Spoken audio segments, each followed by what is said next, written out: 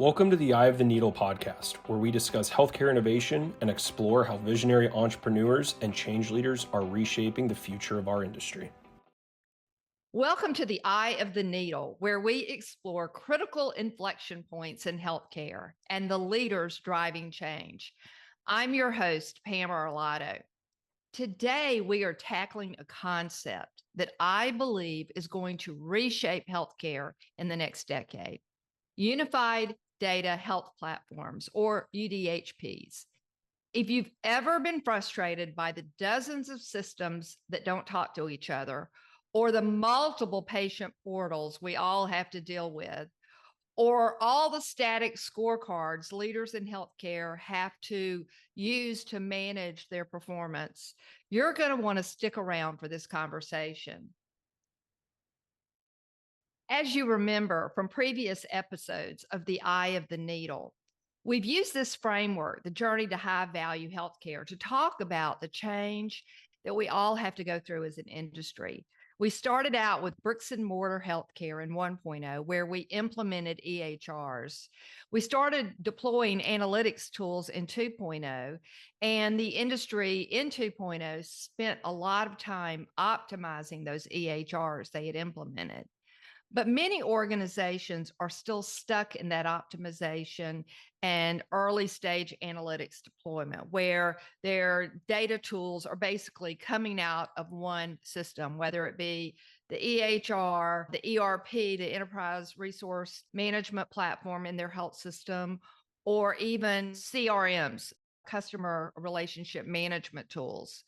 If we're going to move on to 3.0 and 4.0, where we're focused and centered on the patient, whole person care, and beginning to use tools like AI to predict what we should be doing for them, not just looking back historically at those static scorecards, we're really going to have to bring together a lot of different data sources, both within our organizations, with other organizations, and across the community. In fact, 4.0, if we're really going to innovate, is about smart healthcare and integrates things like social drivers of health and other data sources focused on things that impact patient care, not just clinical information. I am joined today by three brilliant leaders who are leading the conversation around that future. And these guests have a very unique perspective, each has their own, around the role of a UDHP and how we begin to build those out in our industry. So I'm going to ask each panelist to share a brief summary of their career and expertise and the unique lens they'll bring to today's conversation. Vince, why don't we start with you? Hi, thanks, Pam. Great to be with you here today. I'm Vince Kuraitis. I work as an independent healthcare strategy consultant. I've been around healthcare for over 35 years and have worked in just about every sector of healthcare and have worked with over 150 companies. I think the unique focus I'm bringing to today, as I bring to clients, is around integration of platforms, AI, data, business models, and ecosystems of business ecosystems. Thanks, Pam. Thanks. Girish. Thanks, Pam. Again, great to be here. My name is Girish Muralidharan. I am an independent consultant right now, but I've spent most of my career in Fortune 500 companies, and most of it has been in the intersection between digital health, healthcare providers, and the innovation world, specifically off late in the AI startup venture cap world. So the unique lens that I bring to the table here is I've spent a lot of time building digital health platforms, not just point solutions, but kind of that connective tissue that helps data workflows actually come together. And I've also had the privilege of collaborating with providers, right? Who's most of them are pushing their EHRs to the limit today. And with startups working on AI analytics that could really change the game, but only if that foundation supported it, the EHR foundation supported it.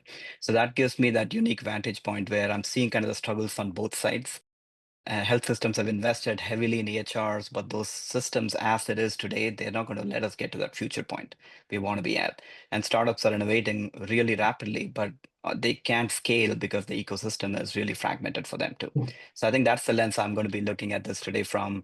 Ultimately, the focus is about how do you make something that actually works for the clinicians, the patients, as well as the business leaders or the providers. Perfect. Neil. Thanks for having me today, Pam. My name is Neil Jennings. I'm in my 13th year of healthcare IT. I've had a career spanning working at EHR companies. I've worked at both Epic and Health. I've also worked at some platform companies, support solutions. I'm currently working at Akamai, which is the provider of the leading distributed edge platform, and we have the most distributed cloud. For me, my lens of the UDHP conversation is really around where the rubber hits the road. How do you actually build these large, scalable, secure, and performant platforms? So I'm very interested in how do we actually technically design something that works, as Girish mentioned, for business users and clinicians. But again, how do you do that technically? Great. Well, this will be an interesting conversation. I'm sure our listeners will really appreciate your perspectives.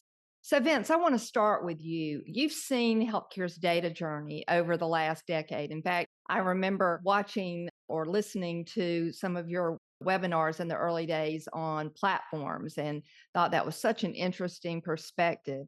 We've kind of moved from that scorecard era with lagging metrics to today's patchwork of enterprise systems, point solutions, digital health applications, interoperability tools, et cetera.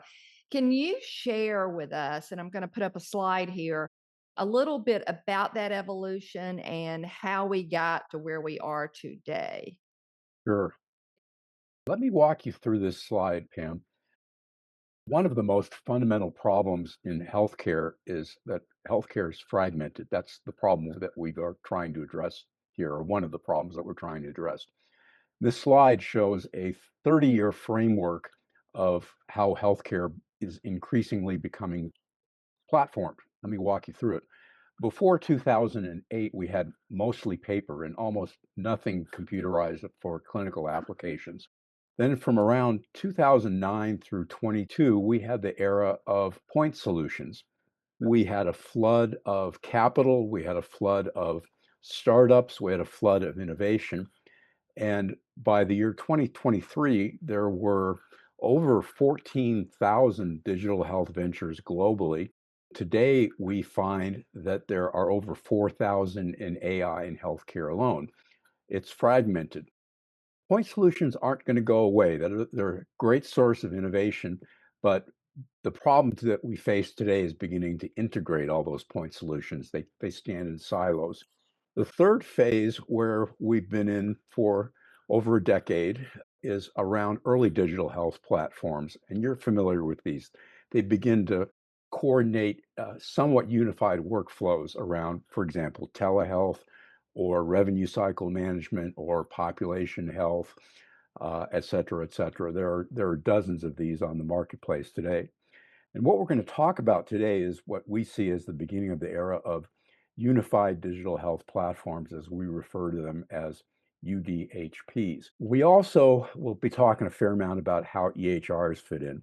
And I just want to recap that EHRs have been viewed by many as part of the challenge, that the user interface, the user experience, nurses and doctors give them an F. They're not seen as particularly user-friendly. And that unified digital health platforms are also highly synergistic with many of the other trends occurring in healthcare. The idea of standardizing data, the idea of moving towards value-based care models. These are trends that are synergistic, meaning they drive each other, they form feedback loops. So that's an introduction to this framework. And if you have any follow-up thoughts or questions, I'd be glad to give them a whack. So when you say mega platforms or super apps, what does that mean in like layman's language? So I think that's the era that we will be in, starting probably 5 years from now. The best example, actually, of a mega platform is not located in the US. It's Ping An Healthcare in China. And they have very little limited infrastructure for primary care. And in turn, the Ping An Healthcare platform has 400 million people and has done annually over 1 billion visits. And it begins to unify how patients can experience healthcare digitally. We're still working on outline. We haven't written that article yet for this 5-part blog series. That'll be number 6. But there are a number of different other scenarios of how we might get to unified digital health platforms. Might surprise you, but we think this Make America Health Tech Great CMS aligned networks is a scenario of how we get there. Venture capitalists at Andreessen Horowitz wrote an article about the fact that the next mega company should be a healthcare company. And they cite the examples very briefly around what would a United Healthcare with an Apple type of friendly interface look like. And they provide several other examples. So our point isn't to prognosticate, but we'll provide in the next blog post 5 or 6 examples of what the mega platforms will look like. But that's really a little bit ahead of the game of where we are today. Sure. We're talking today about really the unified digital health platforms, which we'll talk a lot about, but in really simple terms, think of them as kind of sitting on top of the EHR and bringing together potentially many different fragmented silos or point solutions that are existing in health systems, pharma companies, really throughout healthcare. Well, I think that probably the most common example of that patients deal with every day are all the portals that they have. I've talked to some patients, particularly those with significant numbers of chronic conditions that have upwards of 10 or 15 different portals that they have to sign in. How on earth did we end up in that situation where all these companies and all of these different tools proliferated, but they really don't speak to each other? Well, I addressed it briefly, but I'll touch on it. We had $100 billion of capital infused into healthcare, venture capital, private equity, between 2010 and around 2020. And sometimes you've seen these market maps that are put out by companies like IDC, and you look at a market map of something like telehealth or RCM, and you'll see 25 different companies Right. that are basically doing very much the same thing. Right. That's the era that we have been in, and there's multiple explanations for why that is the case. But we're beginning to see the weeding out. We saw that in 2022 when the market fell out of tech in the stock market, and that went into healthcare, and that healthcare venture capital hasn't dried up, but it's refocused much more on growth. It's refocused away from growth and has refocused to, actually bringing in revenues over the last several years. And a lot of the funding is going towards platform companies that begin to unify many of the currently disparate point solutions that are out there, the thousands of them that are out there. Yes. And I know you've written in the past that this new future with these UDHPs, we're just putting our toe in the water right now.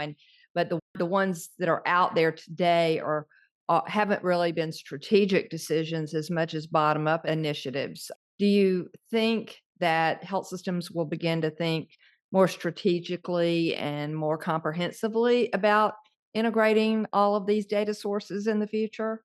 So let me recap some of the information that's in our blog series, and Girish, you may want to expand on this. Gartner started work on this issue. They call them digital health platforms. We use the term unified to separate them from the thousands of other digital health platforms that are out there. They started writing on this topic in 2021. And the last report that they wrote in 24 suggested that the market was about 5-10% penetrated.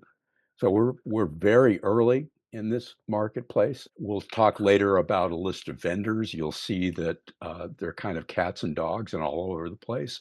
and that their offerings are really quite inconsistent.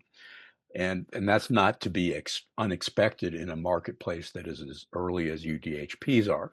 So we're very, very early in all of this.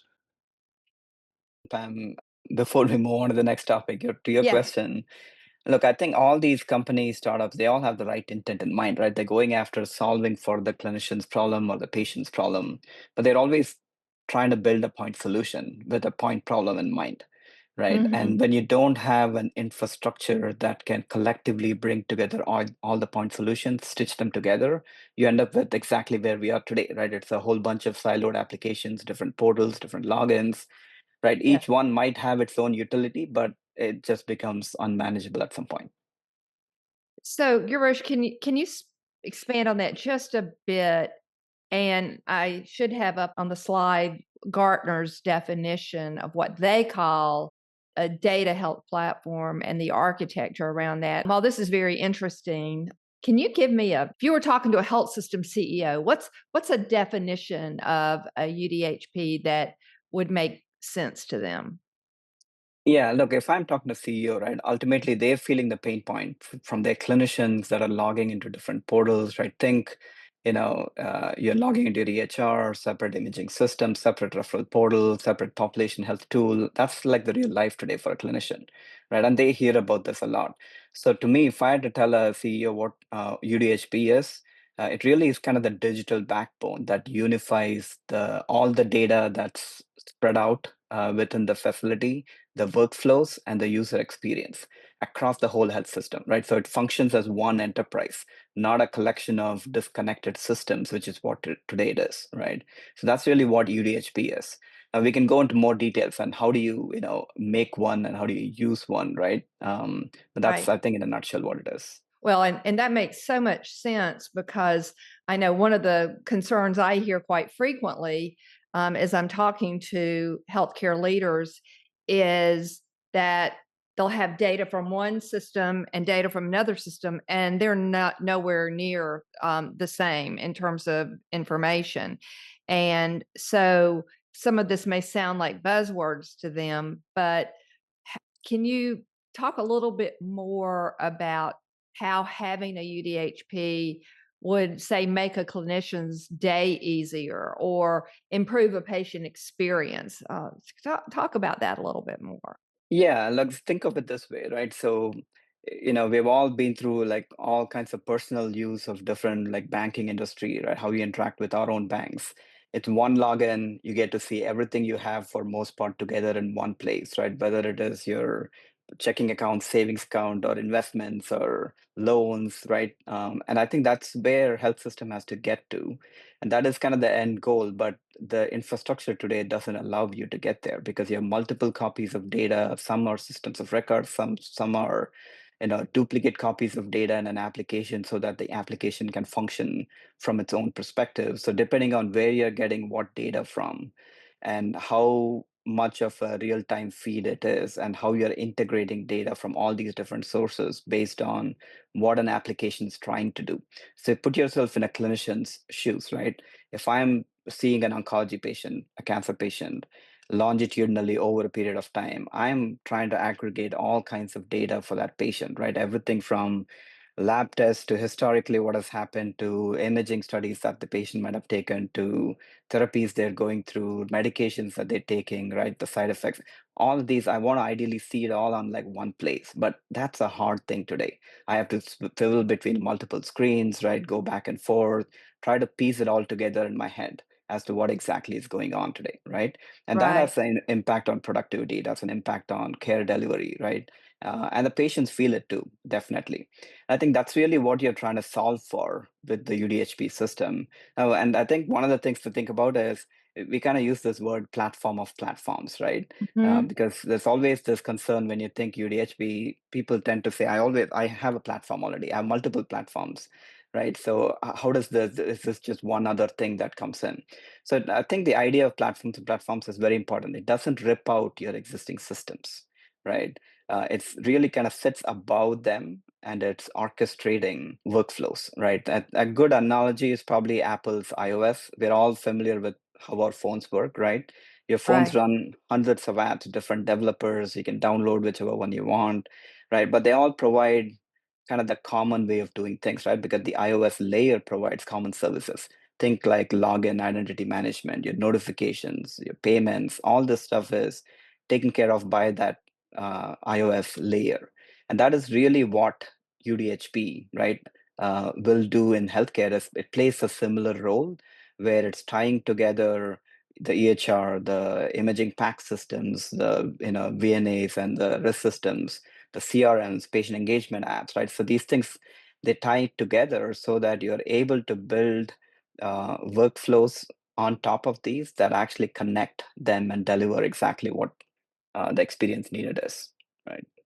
Well, and I'm glad you used the oncology example, because I did a big project in the cancer care community a few years back. And one of the most astounding things is certain types of disease in the cancer space. You can have up to 30 different clinicians and Right. specialists working, and often Absolutely. they're all on different platforms. So that can be Right. very, very confusing. You hear about those patients that carry their notebook around with them where they printed out everything, Right. and it begins to make sense. Do you, And think of future, right, where things are going, particularly in oncology. This whole notion of precision medicine, right? You want to deliver the right care to the right patient, right therapy to the right patient, and that calls for things like genomics, pathology, even more things than what is routine standard of care today to be integrated in, right? Which only complicates this whole space even more, right? But that's Mhm. needed because the impact on patient and the care itself going, I really believe it's going to be huge doing all those things. Yes. Do you think, I mean, is it too early for there to be myths or misunderstandings about what UDHPs are, or are there some, is there a big misunderstanding about what they are out there today? No, I think, look, people may not know the word term UDHP, but they've all kind of heard about digital health platforms in general, right? And Right. every vendor claims they have a platform, which is what makes this even more complicated, right? Every application, every vendor that has more than a few applications is going to say, I have a platform Right. underneath my apps, right? Which Right. makes this all very confusing. So I think the single biggest misunderstanding in my mind is if you think of UDHP as just another like a data warehouse or an interoperability project, it's not, right? So when you think of warehouses, APIs, they all kind of move data around. UDHP's role is not that. It's really more about orchestrating the workflows, Got right? it. And it can integrate data from multiple sources. That's one of the functionality of the layers in it. But the real goal here is to orchestrate workflows, right? The real power of UDHP is that it makes that data, wherever it is, it's actionable, right? Surfacing the right insight at the right time, embedding it into the clinician or the patient's workflow, right at that point in time when they need it. I think that's the leap from collecting data to actually using it to drive outcomes, right? Yeah, and we've not really been great at orchestrating workflows and making them consistent, or at least coordinating them in our industry. So it really makes it not just a tech project, but a real business. There's a real business driver for investing in UDHP. Are there any overlooked business reasons from your perspective for investing in a UDHP, or is it just a lack of understanding and education at this stage? Yeah, no, I think I'll be blunt, right? If the health systems are treating UDHP as just a technology upgrade, they're going to miss the real opportunity. Because it is really, to your point, a business decision, right? And one of the most overlooked reasons, I think, is probably resilience. Particularly the last 5 years, the entire Mhm. health system has seen the need for resilience, right? Running 30, 40 different platforms, it's costly. It's the whole system is very fragile. And I think when you think about IT, the overhead that's involved, it's just staggering the amount of investment that goes in the space today. And the larger the enterprise, the bigger the issue as well, right? So when you unify all the data and workflows, you're going to cut out duplication. You're going to reduce the IT overhead, right? And I think most importantly, you're going to become more nimble, right? In terms Right. of being able to consume the pace of innovation that's happening out there and being able to deploy it within your facility so you can leverage, right, the innovation. So you've mentioned other industries are doing this, like retail and banking and others? I mean, is there anything that we in healthcare can learn specifically from these things that are happening outside of our industry? Yeah, look, I think retail industry is a great example, right? If you think Mhm. of how they have unified platforms, so they could really recognize you and I as customers across channels. It doesn't matter if you're buying online, if you're going in store, it's the same profile. They're tracking you everywhere. They know your preferences, they know where you spend the money, right? What kind of things you're looking for. And they're feeding the right, whether it be ads or the right information for the right type of product you might be interested in.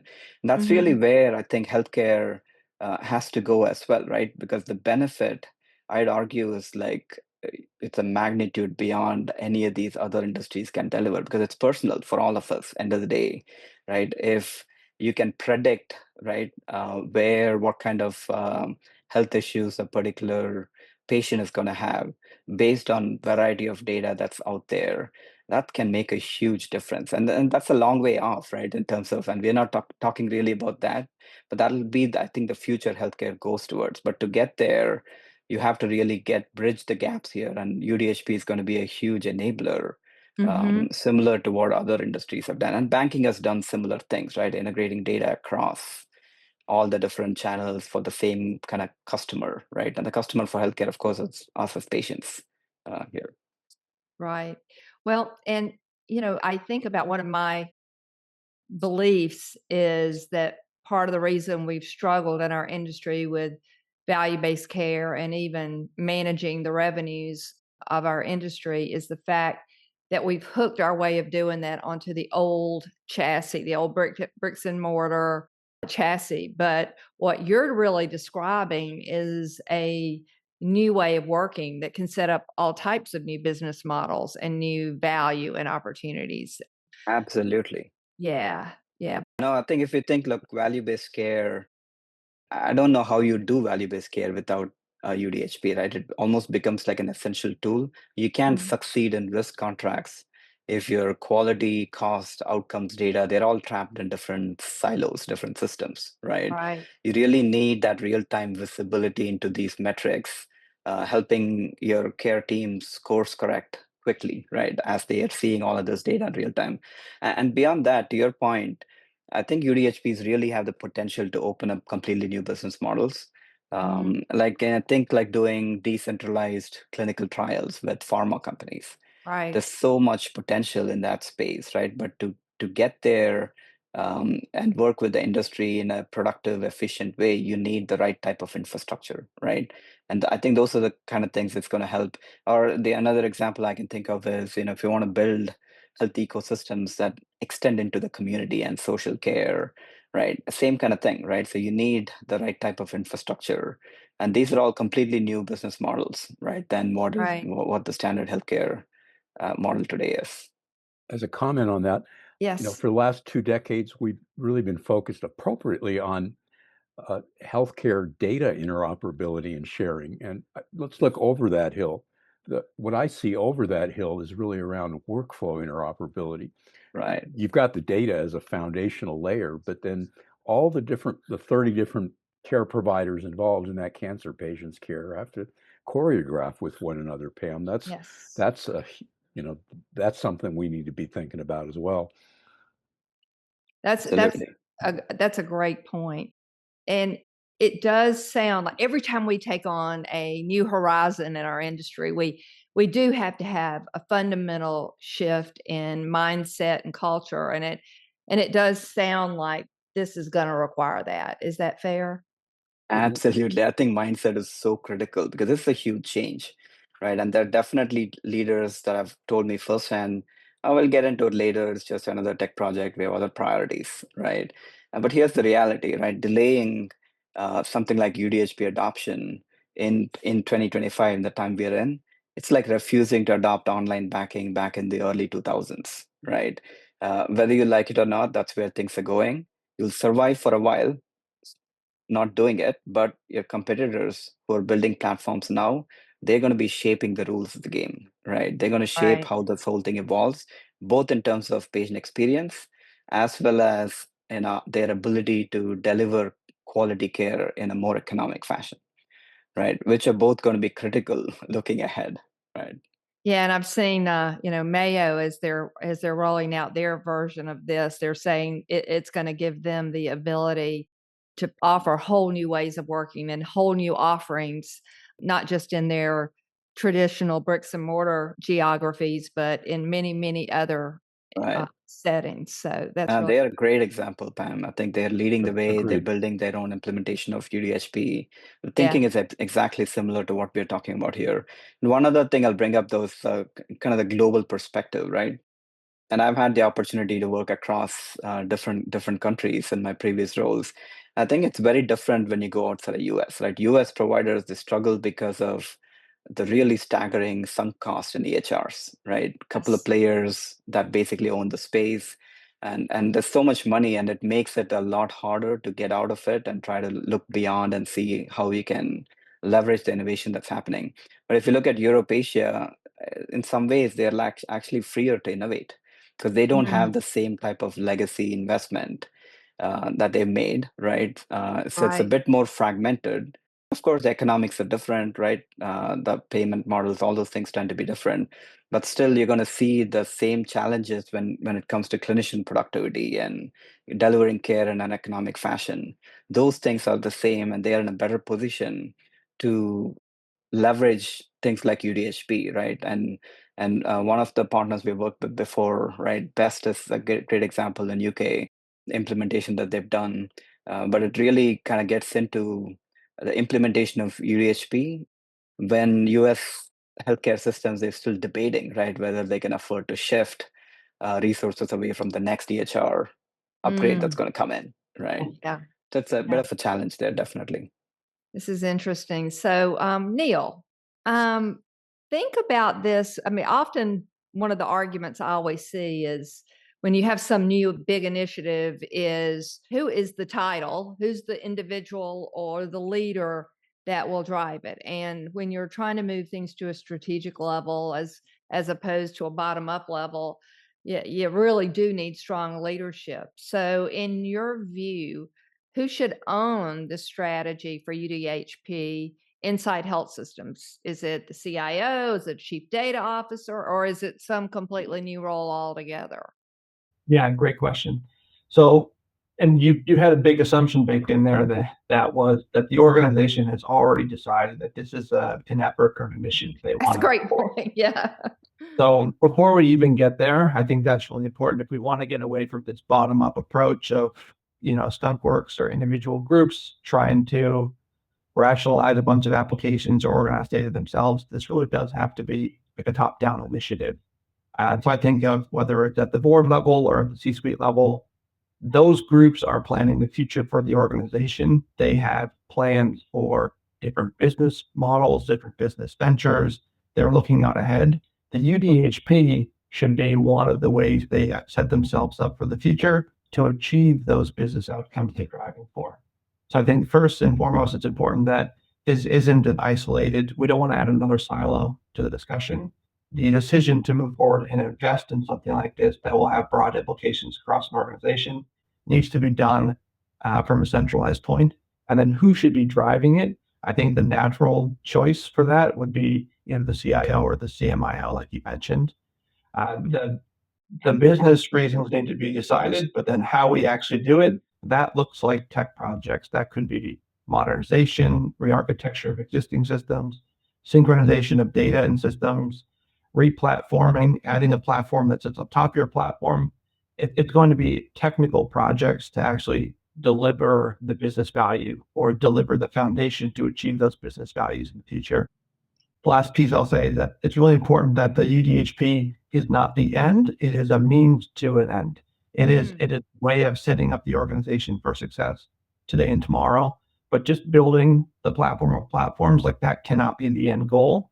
And that's why I don't want to start with the CIO saying, let's build this because we should. It should really be the way that the organization can achieve those outcomes they're Really seeking. have it's really got to have that business purpose, like we mentioned earlier. Mhm. Is what I hear you saying. Neil, though, I observe though that I agree with your point where it needs to be. My observation has been though to date that UDHPs have been more driven tactically Sure. and bottom up, and to date have come more from IT departments that want to begin to unify, but it's a technology lens, or it's a major workflow issue raised by a department, but it's not originating in the C-suite yet, but it Yeah. needs to.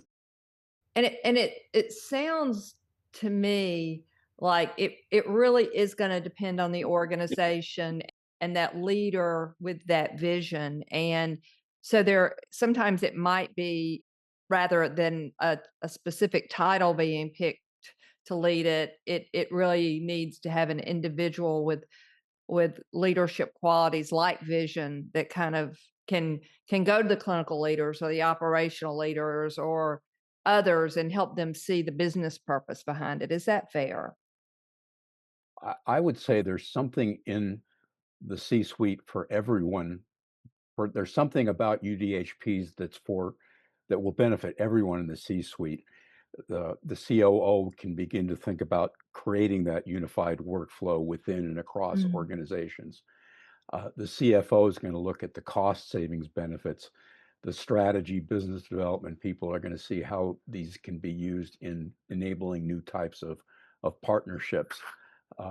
There's something in UDHPs, and again, why they need to be, and I think will be shortly, viewed more strategically than tactically. Well, and one of the things I'm seeing more and more is boards are trying to put somebody with a data and technology background on the board because it's so pressing for boards to have some knowledge and understanding. So it sounds like from each of your perspectives that boards in the future should at least have a basic understanding, particularly those large multi-state systems that have a lot of different platforms today that they're going to need to kind of integrate and connect. Does that make sense?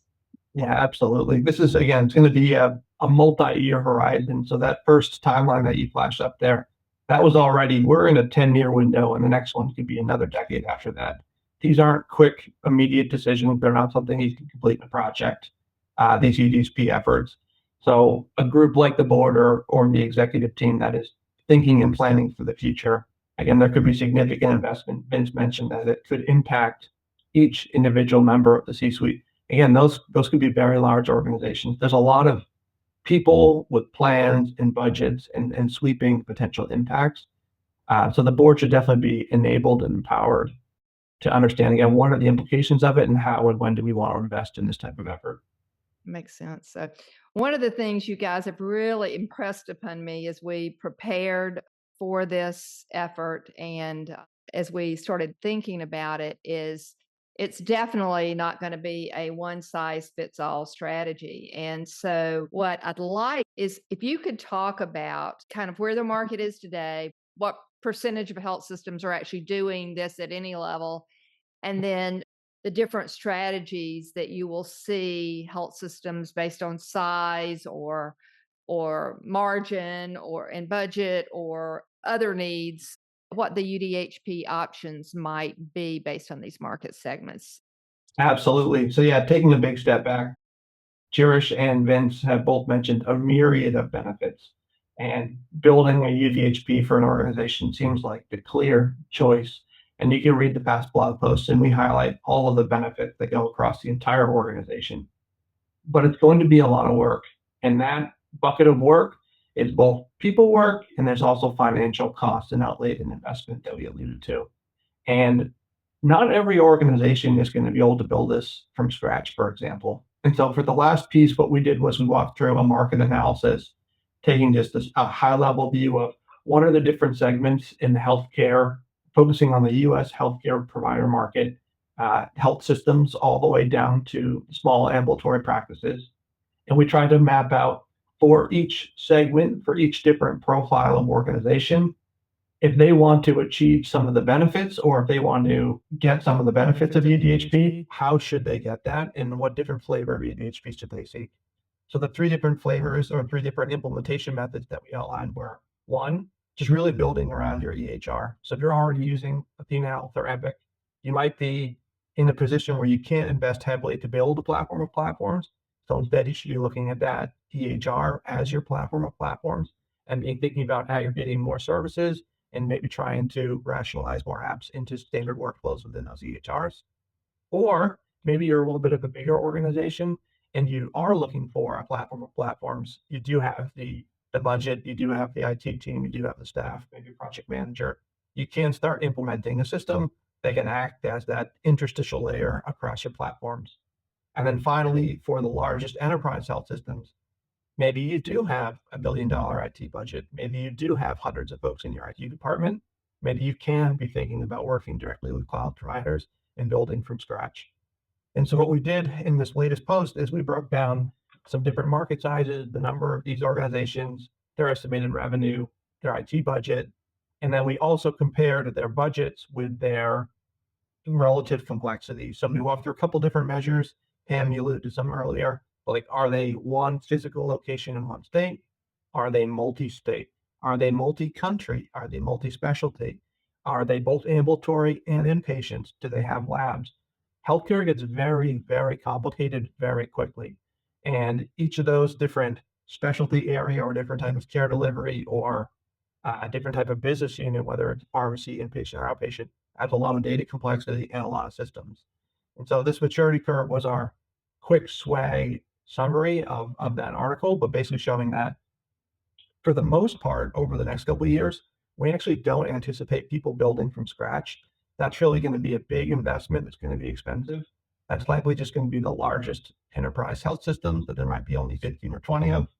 For most of the market, if they're trying to achieve some of the benefits of a UDHP, they should be looking to their current EHR vendor, or for that mid-market or upper middle market, they should be looking to a third-party solution to help become that platform of platforms to help rationalize all their different apps to serve what Girish mentioned, to start thinking about how do we coordinate workflows, assuming the data are figured out and matched across systems. Neil, can you just briefly, as a real life example, just touch on what Ascension did after they figured out they had 18 different EHRs? Yeah, absolutely. So in our latest piece, we had the pleasure of interviewing a person from Ascension, MJ, and he shared some really interesting details about a project that they recently worked on over the past couple of years. So Ascension is one of the largest health systems in the country.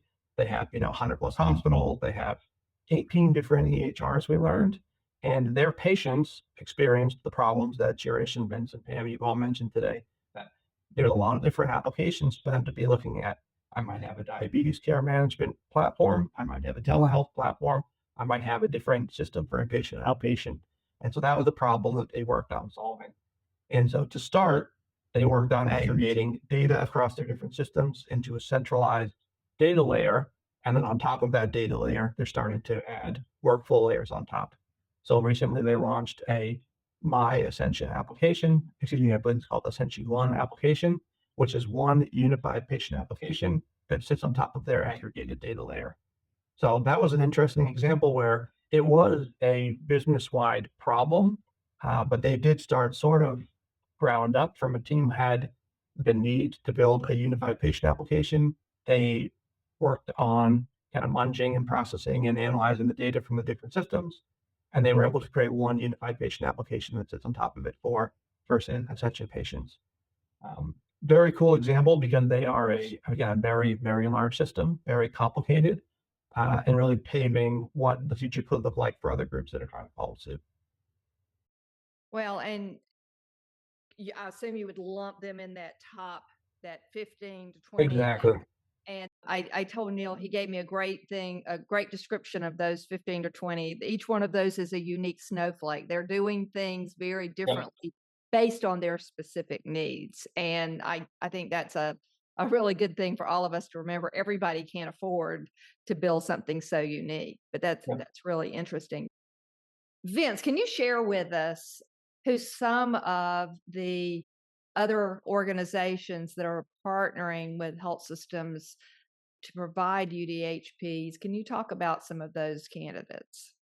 Sure, Pam. The first thing I want to do is emphasize on this slide the word candidates, that the market is very early, that if you look at the capabilities of these different platforms, they're quite different, and that in the long run, we probably don't need to have 20 plus different candidates, and the market's going to shake out. But let me label a couple of different categories that are in here. First you'll see the big tech companies and most of those are really building their UDHPs around and off of their cloud capabilities and adding complements or additional apps or vendors to their cloud platforms. Amazon and Google Cloud and Microsoft would probably fit that category. The second category that I'd highlight, I will refer back to what Girish mentioned, that we believe it's also quite possible that the trend of UDHPs could take off much quicker outside of the US. And I'll highlight the Better platform. There's another one in here, Vita Health Intelligence Group by Vita Group, European companies, where they already have agreed on an open data standard, open EHR, it's spelled open EHR, it's pronounced open air. And when you listen to the folks at Better, they really talk about separating the data from the applications. And that's much easier to do where you don't have legacy healthcare EHRs in the US who have a dominant share of the market. Then the third category that I would highlight in here, and we probably should come back later and talk about it, is the EHRs themselves, the large EHRs, Oracle and Epic. Today, August 20th, Epic announced, although we knew about it already, that they're going to be building their own scribe capabilities into their platform, and lots of other announcements about AI capabilities that are going to be added to the Epic platform. And we have an entire blog post around, can EHRs become unified digital health platforms? And we analyze that in depth. And I think that's still really an open issue. And then there are, other tech companies and other cats and dogs. So there are a lot of options, and it's kind of mind-boggling the number of options that are out there. And I suspect many people may be more confused than helped by seeing this list, unfortunately. That's fair. And it's not like you just know that there's the one that's perfect to go to. There are a lot of options that still have to prove themselves based on what you're saying. I think part of the challenge here, Pam, to Vince's point, is you see a lot of names because most of them are not necessarily starting out building a platform. They're building solutions that are solving specific problems, and in the process, they're building out platforms. So you're going to end up seeing, just like EHRs are going to start evolving into UDHPs, every one of these point solution vendor, if they have enough scale, they're going to start making that journey towards UDHP, right? Which will confuse the field. And I think this is typically how innovation works in platform space anyways, right? And it takes a decade for things to really shake out and a few players to emerge as kind of the cream of the cream that can handle most comprehensive workflows, right? That truly and consolidation to occur. Right. It always starts out as the Wild Wild West, and then eventually it kind of more sense is made of it. And I think it ties back to the earlier discussion we had on who's adopting, right? As departmental, individual teams pulling on certain things versus C-suite. Because eventually it will, I firmly believe it'll get to the C-suite and the board. But to get there, right, the thought leaders start by thinking tops down. But most of the providers, they're going to be thinking, I want to solve today's problem. And here's a solution that solves today's problems. And it happens to have a platform that allows me to deploy more solutions to solve similar problems in other areas. And before you know, you're starting to kind of deploy a platform. And you might have deployed multiple platforms going that way. And at some point, you're going to step back and rationalize and say, okay, what do I really need to grow, right? And what do I need to cut back? Well, right? And whether it's analytics or performance improvement or even product management, we're all taught start with a problem you're trying to solve. Right. So everybody starts with that one finite use case, and we've got to start maybe thinking broader in multiple use cases possible. Right. You shared earlier about what's happening globally. We mentioned Mayo, we mentioned Ascension. Are there any other examples, Girish, that you can think of that are interesting that you're kind of watching right now?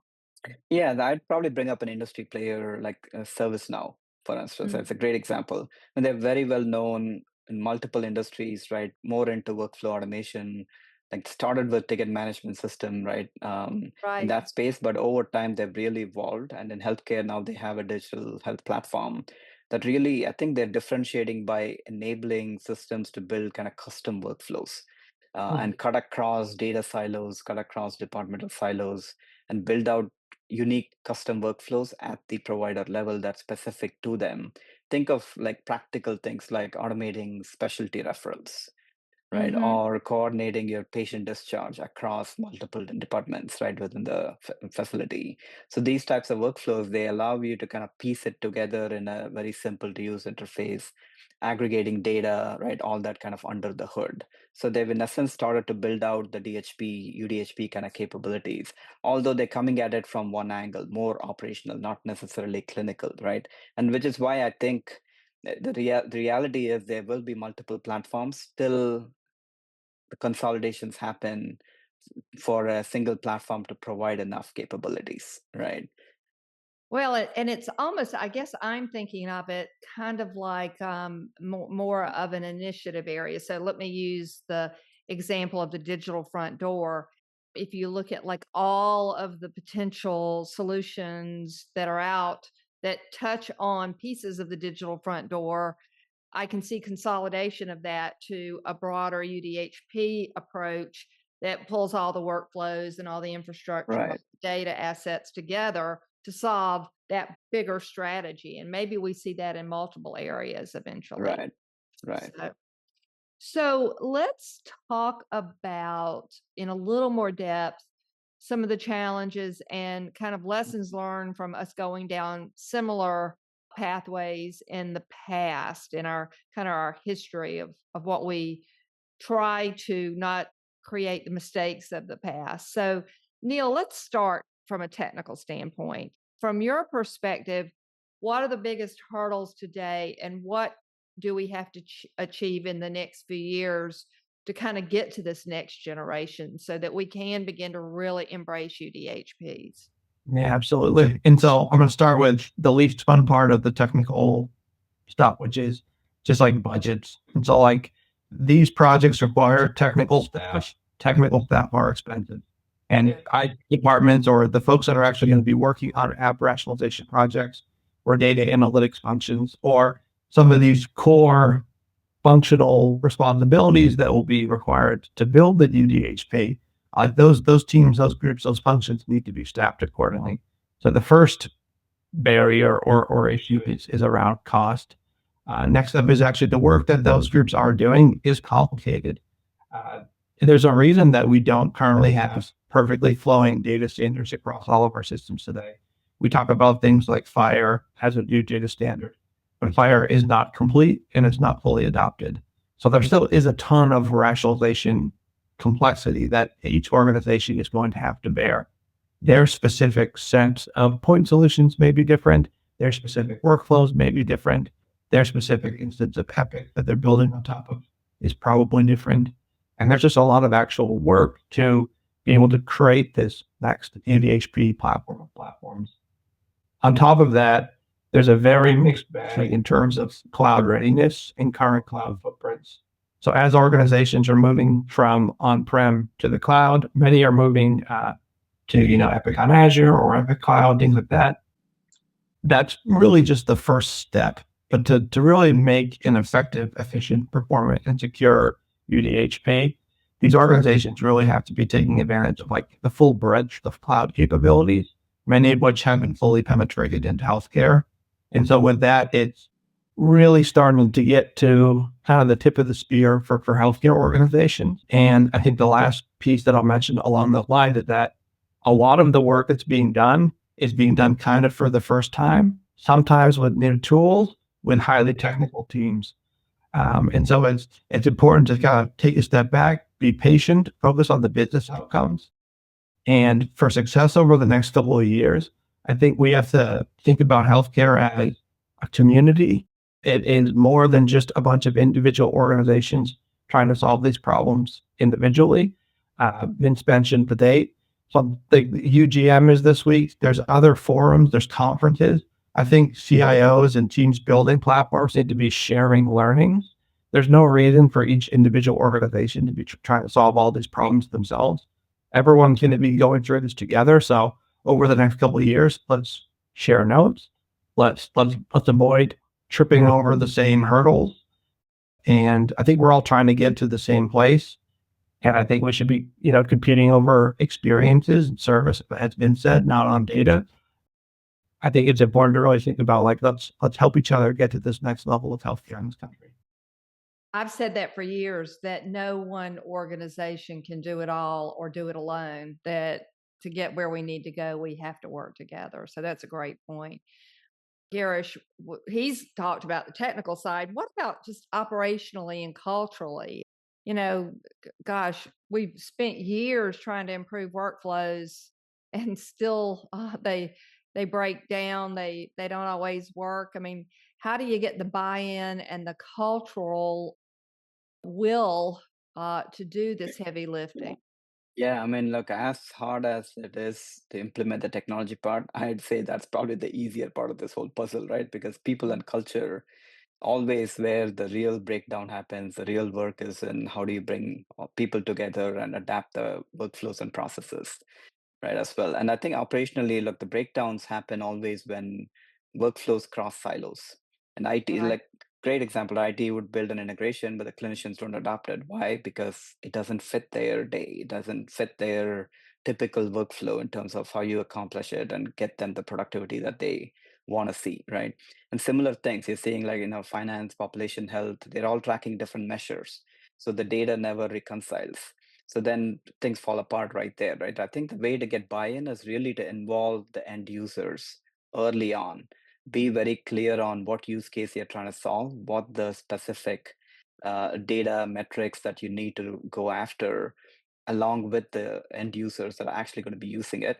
And I think some of the best implementations I've seen, they always end up using design thinking workshops upfront, right, Right. with the frontline staff. So you're really sitting together and co-creating the workflows that you want to see come up at the end. And then you start to build that out. And I think that approach builds ownership. It ensures that technology actually is going to support the work the frontline staff is going to be doing, right? End of the day. And I think another challenge that is equally important here is governance, right? Because when you think about like platforms, it's a very different mindset. You're moving from project-based thinking, which is the most common thing today, right? Right. To a platform-based thinking, right? And think like projects have start dates, end dates. Platforms are living, breathing entities that's going to stay on, evolve over time, And you're never right? done. You're never done, exactly. And that itself is a hard concept to kind of grasp and accept, right? And then on top of that, that means your governance is going to now need CIOs, CMIOs, operations, right? You're going to need even like probably HR. They all need a seat at the table because the workflows are going to cut across every function, and you need to include them, right, in terms of how those governance is executed on a day-to-day basis. So I think, look, these are real challenges. They're not easy, but the good news is we have heard about examples, right? Real providers pursuing this, making it happen today because they're all seeing the value. And I think the pain point is intense enough across every function you can touch within a hospital that there's going to be support, right? And that's critical to rally behind and work through all of these things. Great point. So Vince, you mentioned earlier where the EHRs fit in all of this, and I do think that topic is worth addressing in a little more detail. And I know you all in your series, you covered that in a lot of detail. Could you please spend a few minutes and help our listeners understand where the Epics and the Oracles and the Athena Health, et cetera, where they fit in, and kind of the pros and cons of the EHR becoming the UDHP? Sure, Pam. As you note, an entire article in our blog series is on the topic of can EHRs become UDHPs? So I'm a lawyer by training and wrote this article with that mindset, trying to make the best arguments pro EHRs becoming UDHPs, and then in turn listing the arguments against it. And you, the reader, can decide on your own. And this diagram illustrates, it's a high level illustration of the structure of the argument here. So in the middle of the diagram, you see the EHR, and the arguments for EHRs becoming UDHPs are represented by the balloons lifting up the EHRs to become UDHPs. The arguments in short are, well, they own the customer relationship. By golly, that weighs really heavily. Many hospitals have an EHR first preference for new applications, and you certainly see Epic and Oracle as the big gorilla EHRs for health systems moving in that direction. We've referenced Epic and UGM and all the announcements that they've made. And it's maybe a footnote here, but AI is kind of a wild card in all of this. I think of this as the battle over the user interface. And that battle is intertwined with, but it's also somewhat separate from the UDHP battle. But he who controls the user interface, and that is likely to be some combination of AI or AI and voice, is going to have a huge advantage. And the EHRs seem to be trying to do that. At the bottom of this, you see the diagram again. I'm referring to anchors that are working against the EHRs in becoming UDHPs. And I'll just tick off a couple of these. On the very left, you see baggage that, people don't have a warm and fuzzy relationship with their EHR. They're not seen as user friendly. They're seen as very expensive. The customers are skeptical, and we quote some surveys about whether or not actually the EHRs will build the capabilities that are on their roadmaps that they have published. Do they have the right organizational DNA to become a broader platform? And that the switching costs are actually not that high. The way I would frame this is, don't think of this as one or the other, that you don't need to throw away your existing EHR. You can begin to layer a UDHP on top of it, and it becomes more and more prevalent in your strategy. You don't have to throw out your EHR and incur all kinds of switching costs. So there's a number of other reasons that are listed there as well. So it's an open question, but it's a huge strategic question. And check back in 5 or 10 years, and maybe we'll have a better answer for you there, Pam. Well, and we've talked several times during this conversation about the investment that's already gone in. Do you believe, Vince, that we'll have to make as much of an investment in UDHPs as we've made historically, or will we make more? I mean, how will that play out? Any thoughts on that? I will say I honestly don't understand the pricing structure of all these different vendors that are out there, so I can't give you a really specific answer to that. I will say I think it's important to note UDHPs can be approached incrementally, and you don't have to bite the bullet and spend billions of dollars up front. And the counterweight, as we noted in that article, is that your existing EHR is viewed as being very expensive. And so another way to frame this is, what is the long-term system of record versus the system of action or the system of intelligence? Ooh, I like that. Yeah. And if UDHPs become as dominant as we think they are, the EHR can remain the system of record, and think of the top layer, the system of action or the system of intelligence, becoming the UDHP. That makes And I think sense. that's a great point, right? Because everybody wants to be at the higher level, but if and this is why HR companies want to pursue the UDHP route as well. But if they're not successful, they will get relegated to be the system of records, and that too in like the clinical report, right? The certain aspects where they are playing. But I think the complication here is, look, AI it's got multiple roles to play here, right? It's definitely going to influence even who wins the UDHP battle, because we talked about it's not going to be a platform that providers buy. It's going to be solutions that evolve into platform over time. So if the solutions are effective because they're leveraging AI, automating workflow, they have a higher chance of making inroads and penetrating the market, right? Which will, by definition, get them a better shot of becoming the UDHP as well.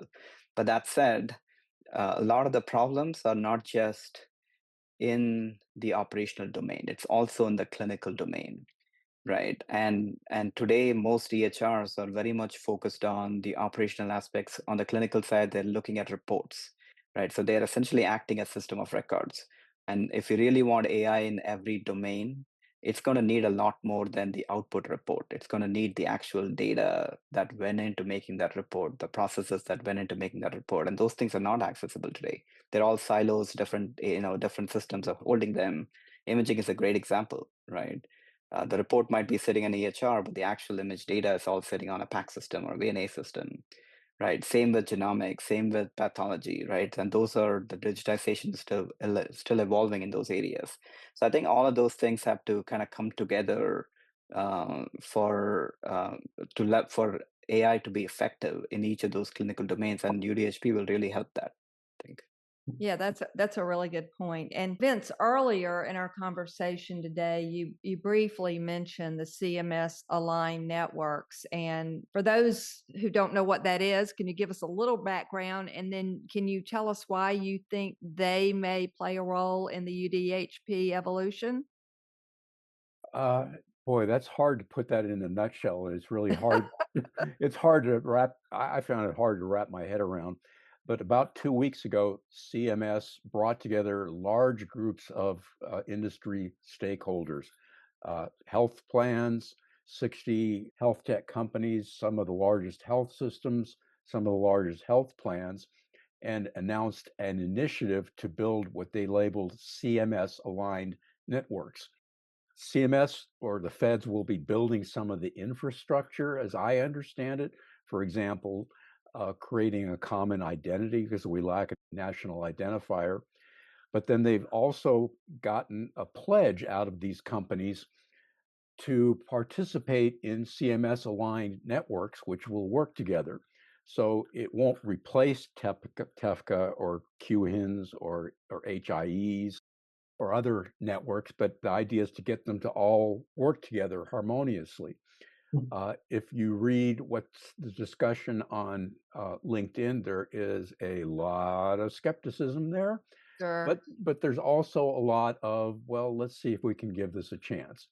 So I'm going to start with the premise of this thing has the potential to work. Let's look at it that way. I'm not going to be a skeptic, but what this thing does is it creates the foundation for bringing data together more harmoniously and for allowing it to be shared more harmoniously.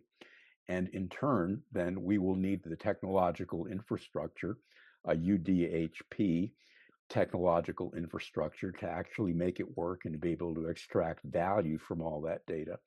So I think the best case scenario, as I would put it, is that there is potential harmony there between CMS aligned networks and the UDHP trend. And again, check back in a couple of years, we'll see how it all works out.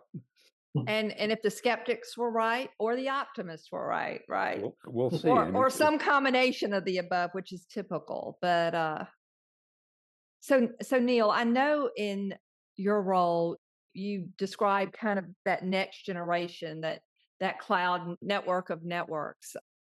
Can you talk a little bit about that horizon and what's next in that infrastructure and overall data management space? Yeah, absolutely. And so I mentioned earlier that a lot of the health systems and enterprise health systems are moving from, on-prem implementations of Epic to cloud-hosted implementations of Epic. I'm still pretty low on the maturity curve in terms of total cloud adoption. If you take a step back and look at other industries, organizations of this size from other industries are multi-cloud, distributed cloud, edge computing, leveraging things like distributed databases.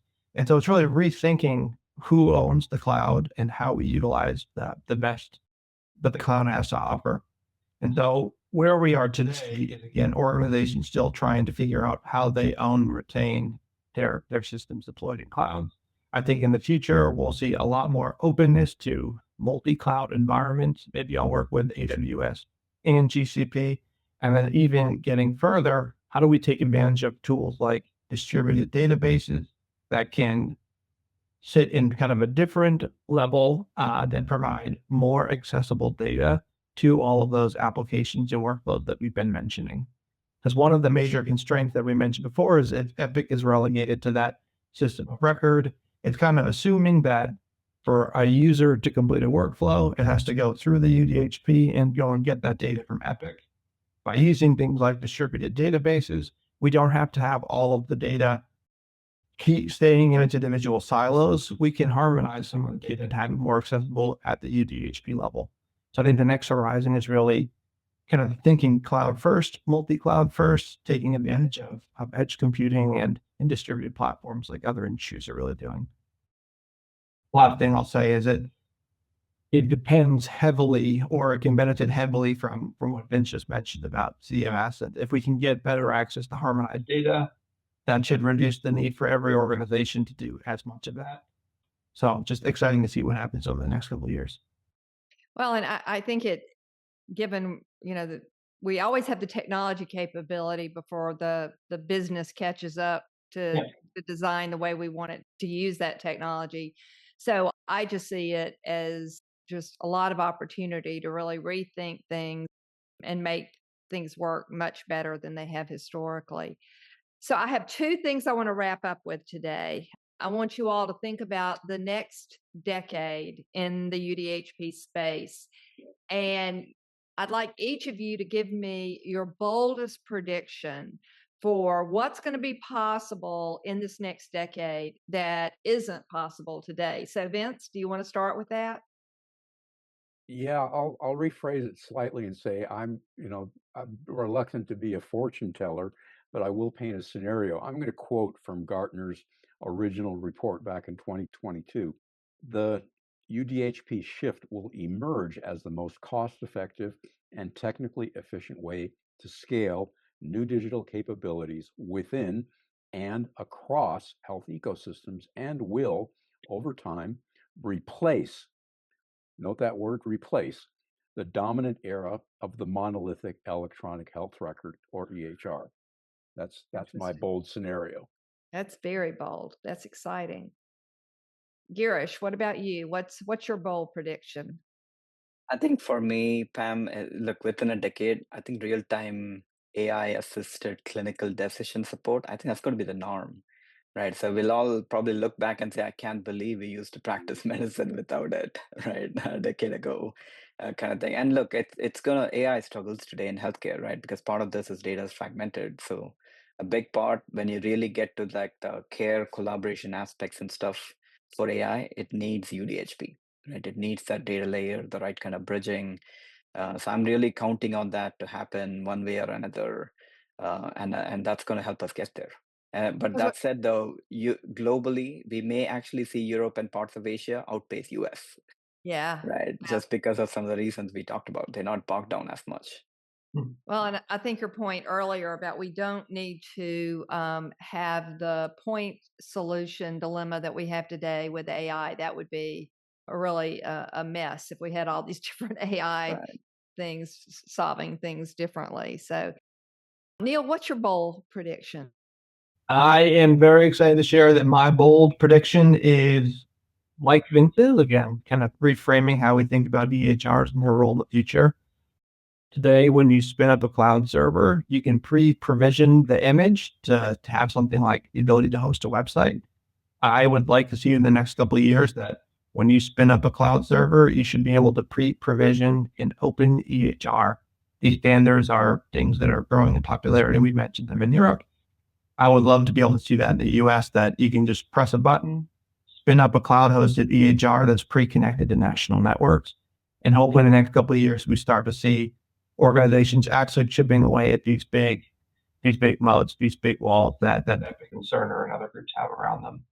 Interesting. It can be technically possible. It just, again, depends on those national networks, but I'd love to see that happening in gaining popularity. That's fantastic. So, that creates all kinds of interesting scenarios. So, well, let's wrap up with our final question today. Let's do a quick lightning round. And what is the one takeaway that each of you want healthcare leaders to remember from all we've talked about today? So I'm going to start backwards on this. Neil, you want to give us yours?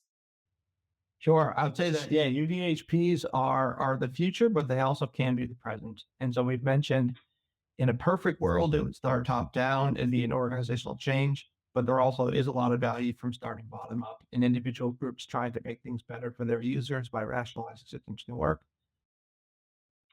So yeah, I'd say be open to change, and change can come from anywhere. Girish. And look, my takeaway is start thinking in terms of platforms, not projects, right? Because projects end, platforms evolve. And I think in healthcare, the evolution is how we're going to stay competitive. And I think the leaders that treat UDHP as a business strategy, not just an IT upgrade, they're the ones that'll be shaping the next decade of healthcare. And the choice really is whether you want to follow or lead, right? Good point. That's always the question, isn't it? Right. All right, Vince, close us out on this last note. Pam, thanks. For healthcare leaders, I hope we've gotten this issue on your radar screen. You probably follow a lot of issues at a strategic level around perhaps value-based care or the move to virtual care or operational challenges for health systems. And I'll suggest you put UDHPs on there. And to note that it may not come under the inner workings of this may not come under the label of a UDHP.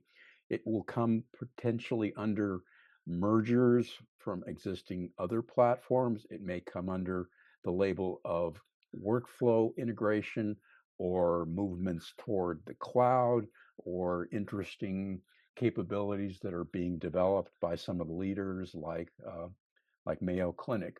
But just get it on your radar screen. That's all we'd ask. That's a really good request, or a very important request.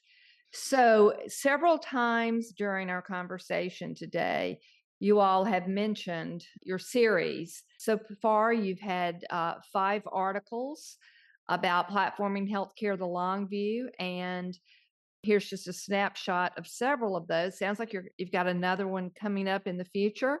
And there's a link here for those of you who are interested in reading in more detail the background, some of the topics that we've talked about in a little more detail today. So once again, I thank each one of you for being part of this. I think we're just beginning to put our toe in the water, but I do think this is going to be a critical conversation and a very exciting bit of work for our industry in the next decade. So thanks so much. Thanks for having us. Thank you, Pam. Thanks, Pam. A pleasure and an honor.